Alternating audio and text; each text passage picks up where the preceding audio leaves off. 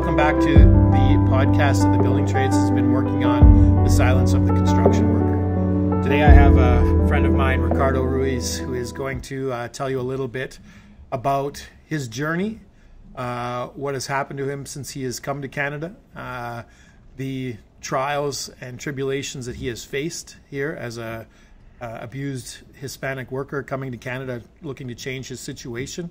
And we just want to make sure that people out there in Alberta understand just how bad that these workers are being treated.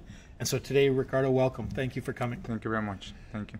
Ricardo, I want to start with kind of how did this start for you? How did you end up coming to Canada? And then we'll just talk a few questions about how we ended up here today. Mm-hmm.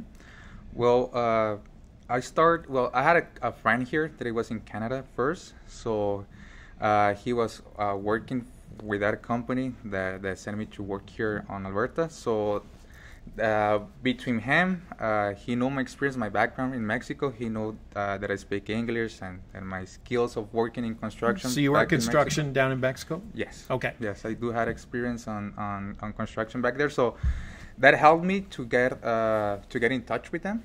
I get in touch with them.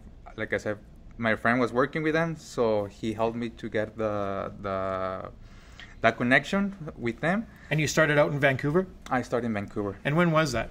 I started in the beginning of 2022. I started working on the site that it's on Vancouver downtown for them. Okay. And who were you working for there? Steve Construction were the ones that hired me. That's a company that my friend was working for.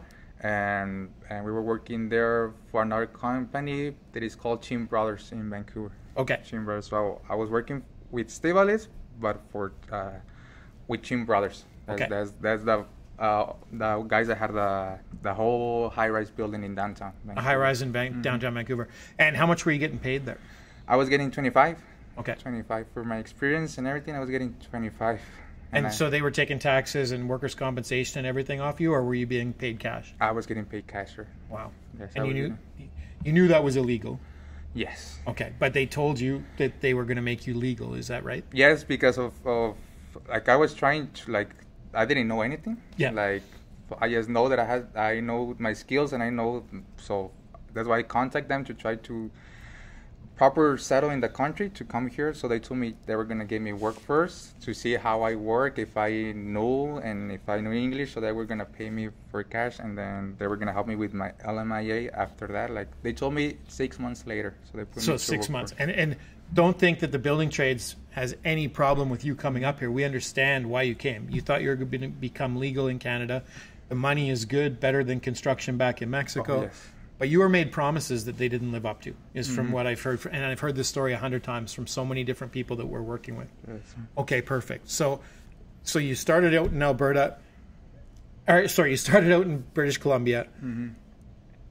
How did you find that work? Through talking to your friends, but how do other Hispanic people find that work? Is there Facebook groups? How does that? I saw him a lot of posting on Facebook groups. And what were those I groups was already called? in the company, okay, but I saw that he was posting, even from the same side job, posting that he needed more people. So the workers that came to work for you had come off of the Facebook sites? Yes. Okay, yes, and what was the Facebook site? There's one called Mexicans in Vancouver, pretty okay, much Mexicans in Vancouver, and Latin community in Vancouver. So they're, if you just got in the country and I know it's not good, but if you're looking for work, you just go there and you can find some cash work. Cash work only. Mm-hmm. Okay, mostly. Okay. Yeah. All right. Well, so then how did you get to Alberta? Because then I was working with them there in that construction building. They like my skills. They know that I can receive orders, and then I can give it to other guys and everything. So they told me if I want to come back here to Alberta, they were going to give me, instead of $25, $30 per hour, and plus $200 of food, plus the hotel. 200 food for how long? For a week. 200 a week for food. For a week. Okay. Yes, and also cash. So okay, 200 for food, $5 more for an hour, and the hotel. So that's why for me, it was a big opportunity. In the meantime, while I wait the process of my papers, so I just decided to come here. Okay. And so when you came here, who were you working for? We got subcontract for Glenform.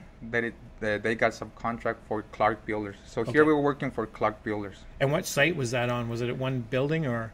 It's no, it's a recreation center. We were building a bicycle track and a running track. It's here in the Coronation Park. Coronation Park? Coronation Park. It's Okay. in the 111 Avenue, next to a elementary school. So it was more like a government building. We were building a recreation center. Okay, and how many workers on your crew? From my crew only, we were like 20 people. 20 people? 20 people. Okay. Well, everybody were Hispanic, and from Estivale Construction, we were 20, like Spanish, all Mexicans. From Glenform, there were 10, like Irish people, like workers, and all of them were from Clark Builders. Okay. And so you were, on your crew of 20, how many were legal and how many were illegal? 20 were illegal. Illegal? 20. The 20. Wow. The Okay. 20, all of them were brought from Vancouver. Okay. And so was it pretty common knowledge on the site that you guys were all illegal workers? I think they knew. Yeah, they knew. Yes, because I can feel the treatment. Like I was from those 20, I think we were like 4 or 5 that were speaking English, and I can feel that treatment. It was different. Everything they know. They knew we were. They knew. They knew we were illegal. And so how long did you work here before your accident? I arrived here on August 1st, and my accident happened on October 6th of last year. Okay. So I was just 2 months here. I was gonna stay until December, but like my accident happened, they just fire all the illegals and send us back to BC. Wow. And Okay. everybody went back to BC with your own resources. Like I paid my own flight, even from my accident, I paid my own flight back to BC, because since my accident, I didn't. Nobody got in touch with me from the company and everybody. So in your opinion, why do you think that they fired everybody after your accident? Because they know everybody was, for my opinion, because they know everybody was illegal. Okay. So, like, it's because my accident, when it happened, I fell down. So, when I wake up in the hospital. So, there was, like, kind of like an investigation going on. So, I think that's why they did it. Okay, we're going to talk about your injury on the go forward. Thank you very much. No, thank you. So let's continue on with your story. Let's talk about when did you get hurt and how did it happen? Well, I got hurt on October 6th. 2022. 2022. Okay. It was last year. Already 1 year. And yes, I just remember that I was walking to get some nails. They sent me to get some nails. So I was just walking and just forgot. I know that I fell down like for more than 25 feet, but You fell 25 feet. So were you up on top of a wall or what were you walking on? No, it was already a slab. They already poured concrete like in the other side. Okay. And it was already handrail, so it was a safe zone. I was just walking on the plywood to get some nails, but it was like a loose plywood, so I just stepped on it and went down. But it was safe zone. It was no fall protection. No fall protection, no caution tape, nothing, because it didn't need it. Okay, so you were walking on a plywood deck with a handrail around it. So you fell through because the plywood wasn't secured properly and you fell 25 feet. Yes. And what happened? How did you survive that? I think because my heart had broken half. When I landed on my shoulder. I tried to put on my wrist, so that's why I broke my wrist. I damaged my tendons on my shoulder, and I hit my head. When I landed, I hit my head. I just opened my head. I had like a big bump, and yes, like I was hurt all my right side of my body. Like now, my legs didn't have like any difficulties now, but I just landed like on my right side. So pretty serious injuries. Did they take you to the hospital by ambulance? Yes, I don't remember how. Like when I fall down, I lose memory, and I don't even remember the ambulance. Like that was my first time in ambulance. I don't even remember. Wow. So I remember that I woke up in the hospital. The safety officer from Glenform, it was there with me. From Glenform? From Glenform, Okay. not from Estivale or from Clark's. No, it was from Glenform. He was there with me. But I lose memory that I was asking the same questions over and over again. Like, what happened? Why am I here in Edmonton? Like, I was afraid more than what happened. I was more afraid of my situation. And so did you have Alberta health coverage? No. Nothing. Nothing. I just woke up in the hospital. I had a broken wrist. Like I said, I was asking the same questions. And Emilio was the one that gave me like a brief what happened. but he left me there in the hospital, and I just went out the next day. Oh, you left the hospital the next day? The next day. Okay. And did you have any visits while you were in the hospital? Nobody came to see you? Just my workers, my friends, the guys that were working with me, the Mexicans. They were the only ones that went to visit me. And what did they say about the job site? What had happened after you left? Do you remember if they said anything? I remember they said they shut the site for that day, and the following day too. They didn't went to work because I saw them in the hotel the next day. They were there, so they didn't went to work. So they didn't work Thursday and Friday, and they went back on Monday to work. They got fired on that same day on Monday. So they went back to work on the site on Monday, and they all were fired. And all were fired. And what was the reasoning for them getting fired? Did they tell them? No, because the project wasn't finished, right? No. Oh no. It's even not even finished now. From 1 year later, it's not even finished. So why do you think they all got fired the Monday after you got hurt on the Thursday? Or Wednesday. I think they got fired because they were all illegals. They were all illegals. So I think Clark and everybody, I don't know, they fired them. Okay, but you don't know that. But they were fired the next day. Mm-hmm. Okay, perfect. Not perfect. Terrible. Normally, when a worker gets hurt on the site and they're brought out of the hospital the next day, that worker is brought back to the site to find some work for them, and they pay them so that they don't have to have a workers' compensation claim against the company.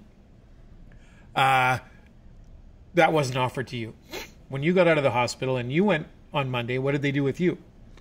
Well, I had an appointment, like a meeting with an OHS officer. I went there to his office. I remember, I think it was from downtown, and I just had like an interview. He told me like what happened. I told him like everything. Like that was on the Monday. Yeah, that was on Tuesday. On Tuesday. I was still like feeling bad on Monday, so I told him like I can go Tuesday. I went Tuesday, have that interview with him, and then on Wednesday I have an interview with Clark Builders safety officers. Okay. And then I just grabbed a flight to Vancouver on Friday. Why did you fly to Vancouver? Were you let go as well? Because the company didn't want to pay any more to the hotel. Okay. And but you thought you still had your job? Yes. Okay. Yes. So then you went back to Vancouver, and what happened? I tried to contact Steve, the company owner, to see like where you would go to work. Yes, because I had a broken hand, and like I didn't know what was gonna happen. I know the other guys fly back to BC. The 20 guys, they were back to BC. So I was trying to get in touch with him about my situation because I was afraid. I was afraid of like work, everything, like my bills and everything.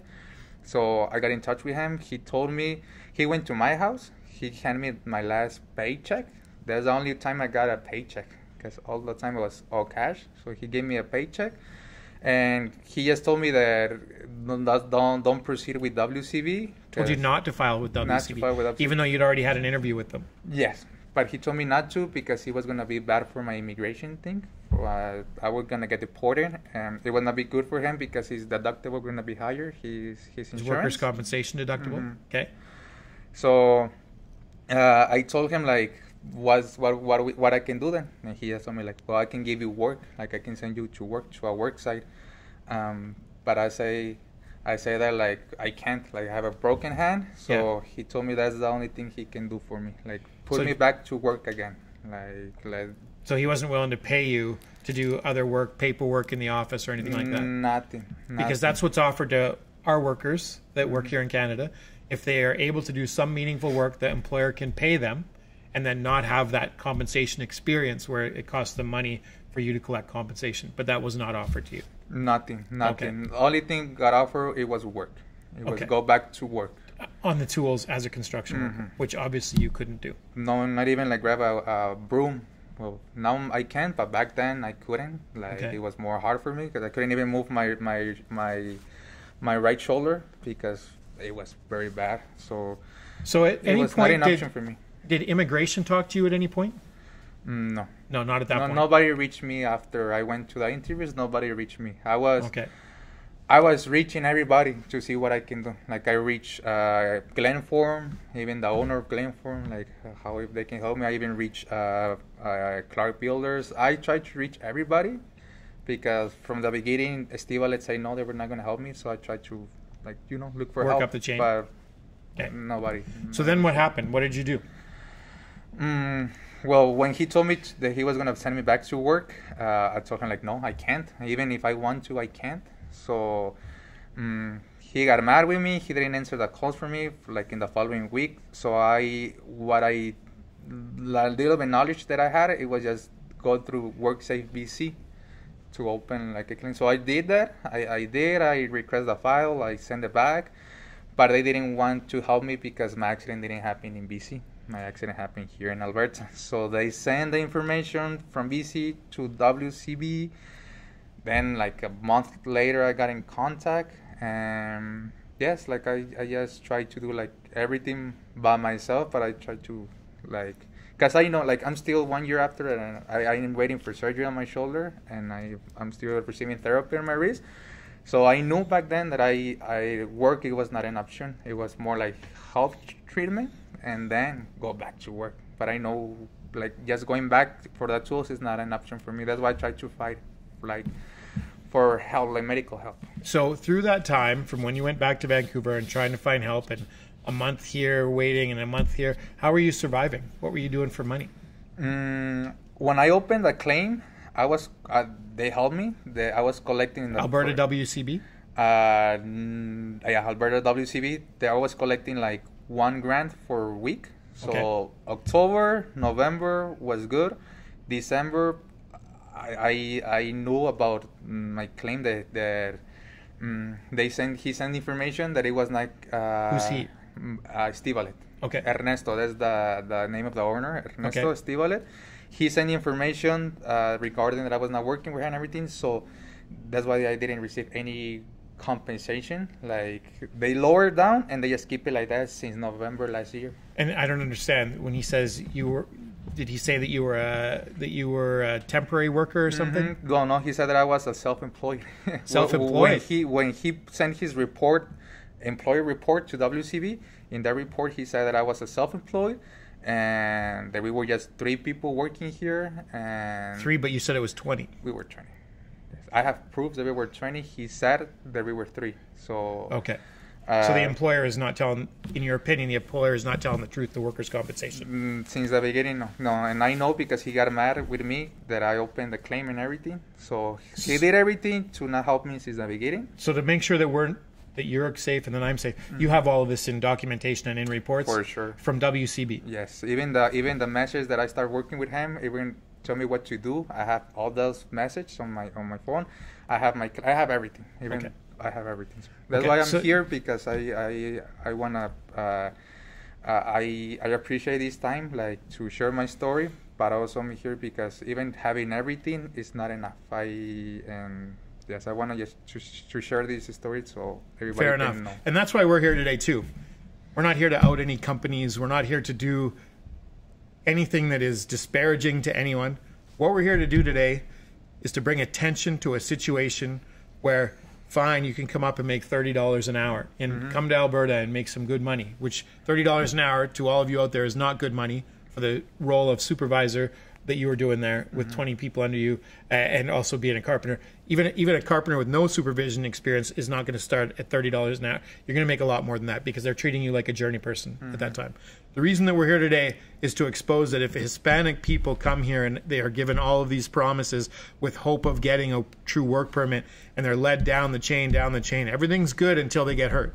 And once they get hurt, they experience what Ricardo is experiencing right now, and it's just not right. It's not right in Canada. It's not right anywhere. But we have standards here in Canada that we have to follow, and the Building Trades is going to help you and advocate for you on the go forward. And we cannot allow this to happen to more people. And so that's why we're here today. Okay, so here we are today. I know you have a 900-page workers' compensation file. We are going to find an advocate for you for WCB because I know you need to have surgery. I know that you're having a baby in November, and there's so many challenges for you right now. Can you give any advice as to what people that are thinking of coming here and working on a tourist visa, what would you do different? Sorry. Tough question. And I can give you some time to think about it. But what we're trying to do here is to help other people that are thinking about coming this route.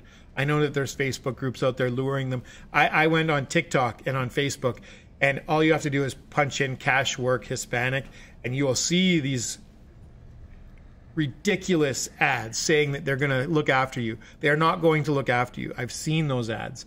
I've seen how those labor brokers charge the Hispanic people and charge the company to find Hispanic people. It has been the detriment and the death of the civil construction industry in Canada, and it's leading to worse. It's leading into the mechanical trades and into other trades where you need to be certified and you need to have these tickets. And at the same time that this is happening, people are trying to degrade our training here in Alberta and across Canada with apprenticeship changes.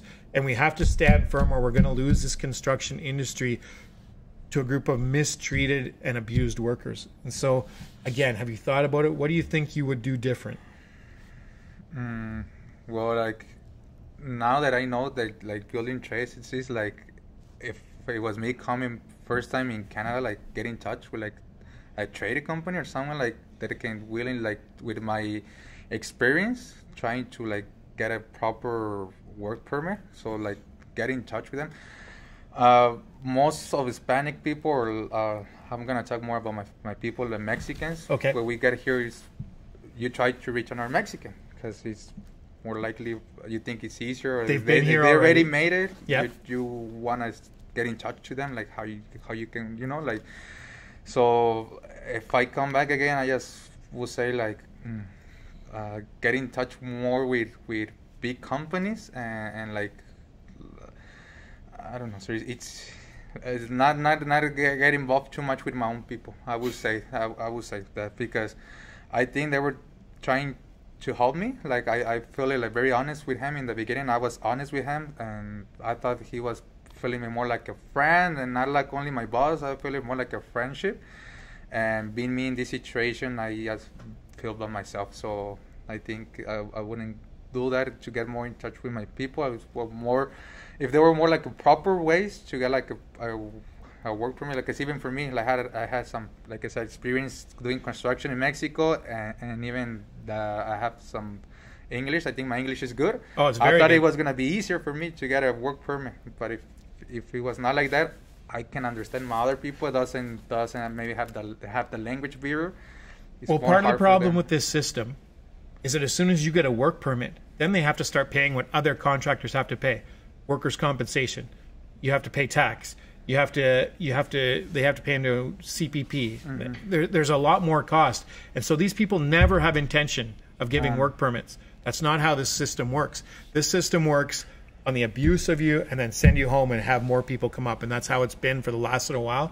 We need workers like you, Ricardo, to come up into Canada. We are desperate for workers. We have to find a way where when you come up, you're protected and that you are treated like a true worker, like a true Canadian. We cannot have this system that keeps rolling on and just spitting people out and using up people as slaves in this country. It has to stop. We have to stop it. We need to go to the politicians out there that set these rules. And I've talked to very, very interested politicians in this. Kelly McCauley told me, I don't mind people bidding work and taking on work, but they need to follow the rules that are established. And if they don't like the rules, they need to change the rules. They don't get to cheat the system. And that's what's happening with these companies. They're coming in, they're cheating the system, they're beating out other companies, and they're forcing other companies to adopt the same work model where Hispanic people are just the fuel that goes in the machine and it's the exhaust that comes out of the machine, and they never get to better their lives. I'm sure you came up here wanting to better your life. I know you're having your first child. I know you have a wife back home.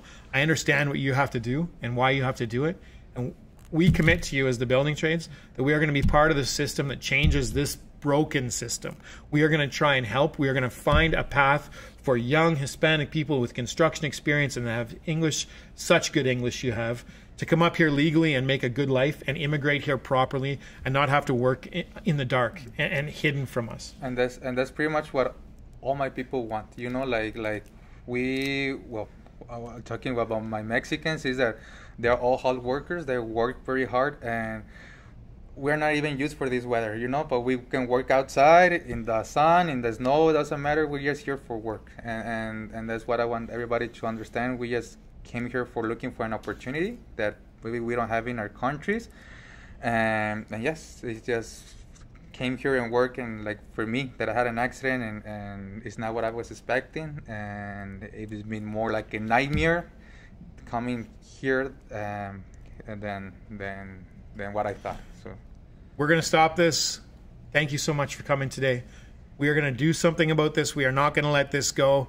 Building Trades is here to work with you. We appreciate the political parties that are coming out to us to help us on this. The city, the province, the federal government. Help us to help people like Ricardo. We're going to do better. Hispanic people out here watching this, contact us. Let us know what's happening with these companies. We have allies now in government that are going to help us. We're going to put an end to this. Thank you very much, and thank you, Ricardo. I appreciate you coming. Appreciate it.